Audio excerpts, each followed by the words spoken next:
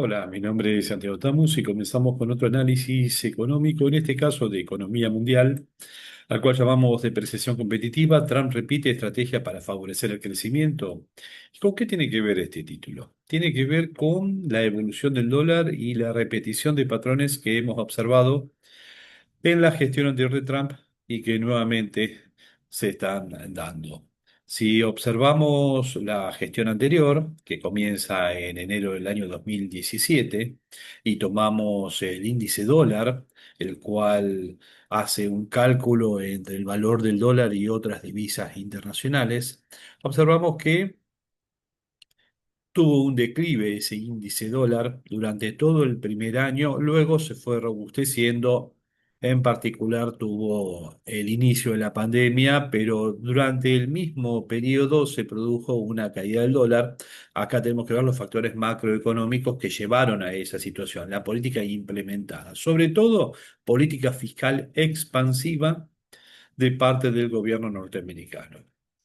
Cambia el gobierno, el dólar vuelve a robustecerse y toda la gestión Biden implicó un aumento del dólar respecto a otras divisas, por lo menos en términos relativos a lo que había sido la gestión Trump. Creo que en el gráfico se nota bastante bien cómo el valor del dólar promedio en este índice dólar está por encima al promedio correspondiente a el periodo de Trump. Y acá viene otro tema. Cuando gana Trump en las elecciones, cuando se vislumbra que Trump va a ser presidente, hubo una euforia a nivel de los mercados, aumentaron el valor de los activos norteamericanos, hubo más movimiento de dinero en general hacia el mercado norteamericano, se robustece el dólar y llega a un valor alto del índice. Pero luego de que asume Trump, hay que recordar que inicia su gestión con una política comercial bastante agresiva para con sus vecinos, Canadá, México. Luego va a venir el Liberation Day sobre abril y eso va a implicar todo un deterioro del dólar respecto a otras monedas. Otra vez, lo que sucedió en el año 2017 al 2018 ha sucedido durante el año 2025 hasta el año 2026 y vemos que todavía no ha alcanzado más que el valor promedio del periodo anterior. Incluso puede haber un deterioro mayor. ¿Y esto por qué vamos a considerarlo como relevante? Por la evolución potencial del dólar en los próximos meses. El dólar, para estar de acuerdo a las necesidades de la política económica de Trump, requeriría de un mayor deterioro respecto a otras monedas y eso parece que hay una coincidencia, ceteris paribus, que no haya un cambio sustancial en algo que sea determinante que puede estar por ocurrir, que ya está ocurriendo y puede ocurrir.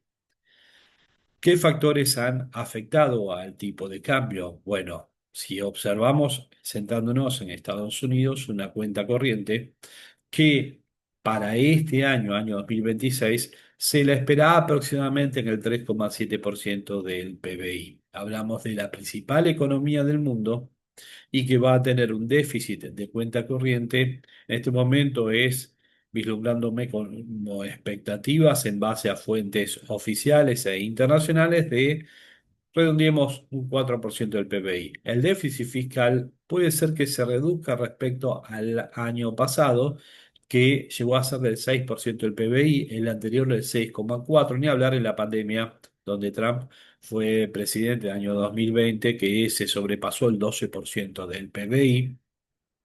Eso hay que financiarlo.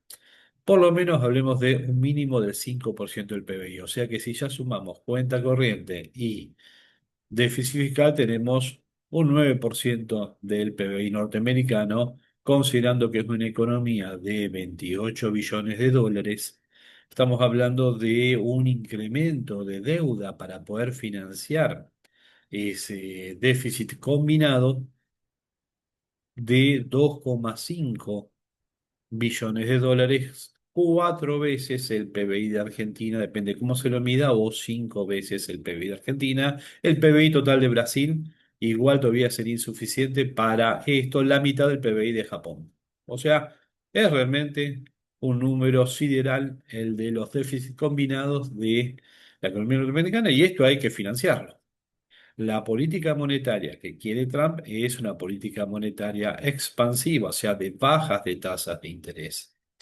Al mismo tiempo, en otras economías sobre las cuales hemos hablado, como la japonesa, viene una política monetaria contractiva, o sea que puede haber subas de tasas internacionales y un relajamiento en las tasas norteamericanas. Eso implica que se haga más atractivo el invertir en un bono de otra parte del mundo respecto a el de Estados Unidos. Por eso es que ya se descarta que esta semana la Reserva Federal realice una baja de tasas de interés y bueno, veremos qué sucede porque igual Powell se va a estar retirando y vendrá alguien que va a ser postulado por Trump, aceptado por el Congreso norteamericano y que cumplirá la función de chairman de la Reserva Federal de Estados Unidos. Y las expectativas, bueno, hay conflictos internos crecientes más allá de los factores geopolíticos externos en un año electoral norteamericano. Si hacemos todo este combo, que seguramente habrá otros factores que podremos estar sumando, por supuesto que no son los más alentadores para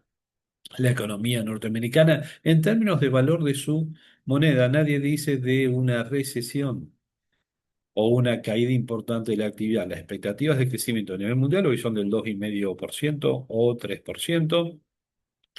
Pueden estar en un número mayor o menor, eso se va retroalimentando por los cambios que se van dando trimestre a trimestre. Pero si avanzamos un poquito, las expectativas de corto plazo para con Estados Unidos son esta semana el de la política monetaria norteamericana, seguir con unas tasas de política a la baja sería contraproducente para el dólar. Se espera que esta semana no se mueva la tasa de interés, pero tampoco todavía está tomada la decisión. Uno espera que eso no suceda y que sí, más adelante sigan bajando las tasas de interés. Hay conflictos internos crecientes por la accionar del ICE y también el financiamiento del propio Estado norteamericano. Al 31 de enero hay un potencial cierre nuevamente del Estado norteamericano.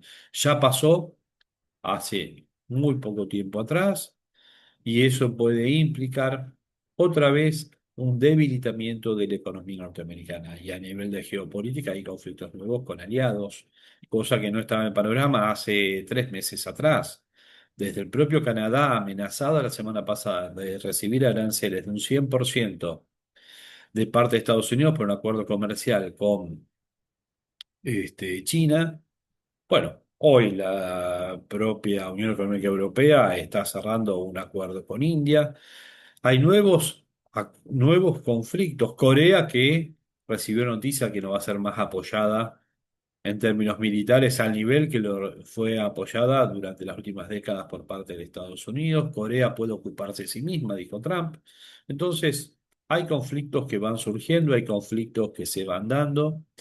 Y eso genera poco a poco un socavamiento de la reputación de la moneda norteamericana como aquella que cumpla con todas las funciones del dinero, tema sobre el cual vamos a estar hablando. Y por supuesto, el sistema financiero tiene otros jugadores que tienen sus propios problemas y volvemos a hablar de Japón. Japón no porque se ponga de moda hablar de ellos, sino por el simple hecho de que es un país con una deuda sobre el PIB del 250% de deuda sobre el PIB justamente y con una tasa que tiende al crecimiento.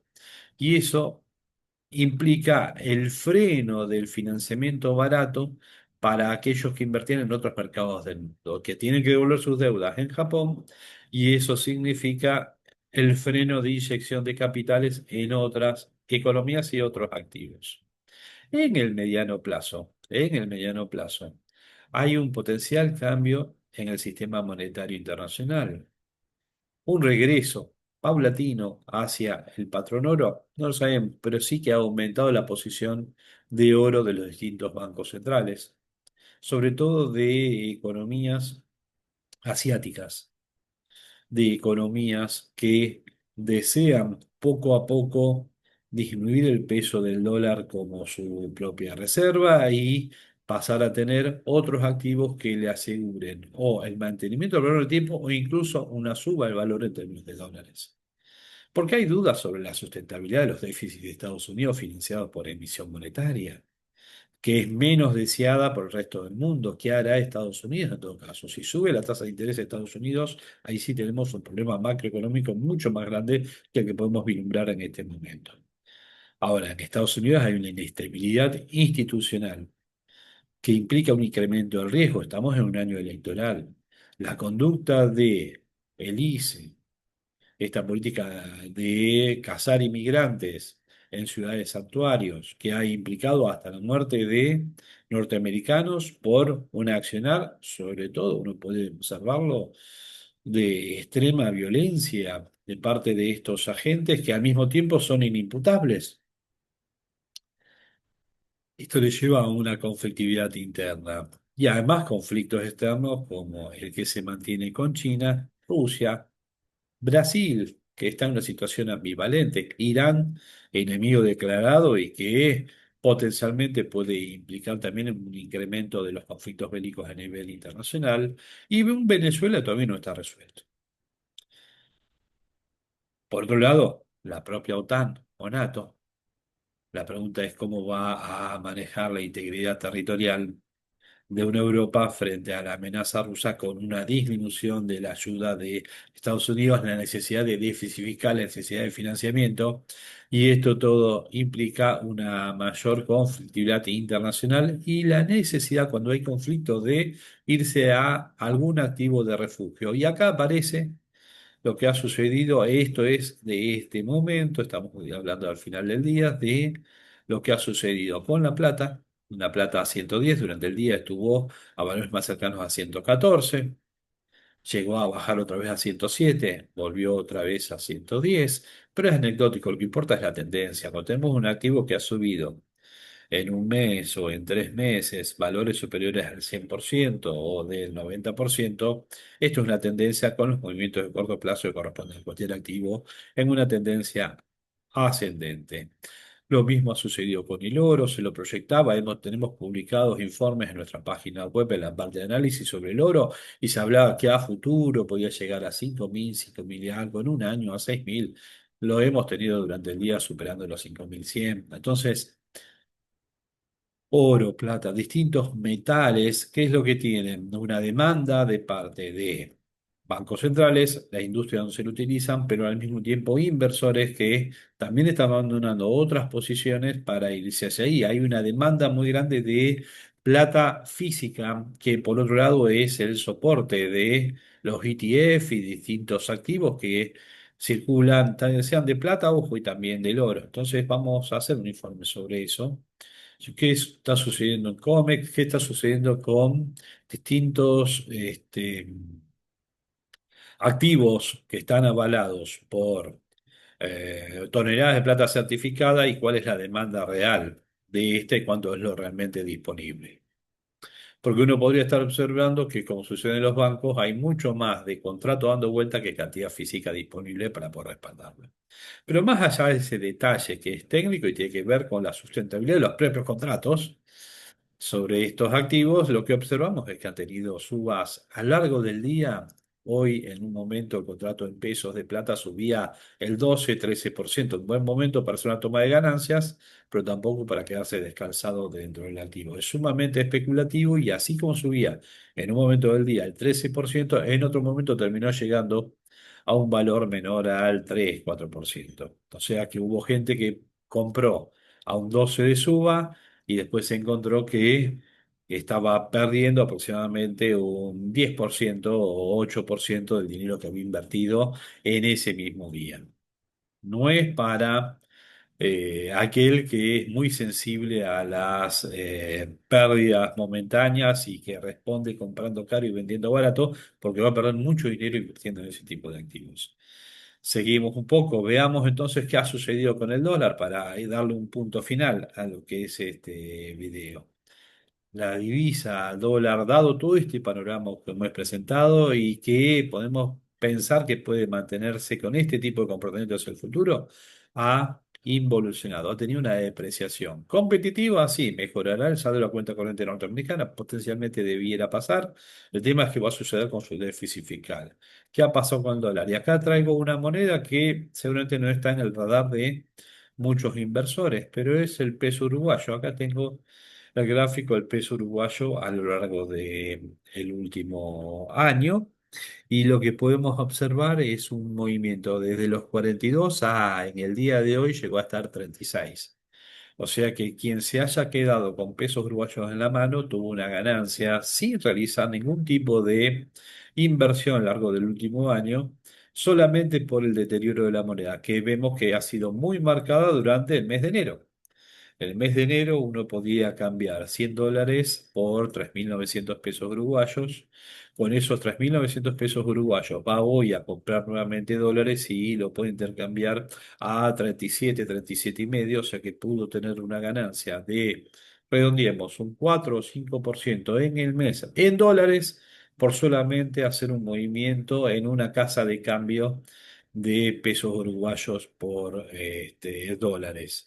Y lo mismo ha sucedido en otras economías. Lo traigo como referencias para Argentina, dada la proximidad a los países vecinos, el argentino que ha ido de vacaciones, al mismo tiempo que consideramos siempre como nuestra moneda de refugio la moneda norteamericana, y nos encontramos que hay economías en donde se está planteando muy seriamente, como el caso de Uruguay, el hacer compras. Dado que hasta incluso la baja del tipo de cambio le está bajando la inflación por debajo a los porcentajes que consideran como objetivo de parte del propio Banco Central de la República del Uruguay. En el caso de Brasil, vemos un gráfico muy similar, seguramente con más vaivenes, pero una caída también del 6,40 de final del año 2024 a un inicio de año de 6,20 y ahora lo estamos encontrando en 5,30. O sea, acá el deterioro fue más importante todavía del dólar respecto a esta moneda. Y otra vez, las ganancias superan, en este caso, más del 10%, una economía más inestable como la brasileña, por haber tenido una posición en reales y ahora otra vez convertirlas en dólares. Y además, en cualquiera de las dos economías hago posiciones. Para el caso de Uruguay, en unidades indexadas al 7 o 8%, o el caso de Brasil, a tasa CELIC, lo que voy a encontrarme es que tuve ganancias anuales de más del 20% en dólares por posicionarme en estas monedas. Cosas impensadas en otro momento de este dichoso mundo. Bueno, esta es una visión particular, subjetiva, que uno realiza con fines educativos y de divulgación. Mi nombre es Santiago Tamus. Más allá de esto, podemos estar disponibles para responder consultas. Por medio de email, contacto arroba consultorfinanciero.com.ar, desde la página web de Consultor Financiero en la parte de contacto o debajo de este video tratemos de responder cuando lo vayamos viendo. Hasta luego y esperemos que hagamos todos buenos negocios.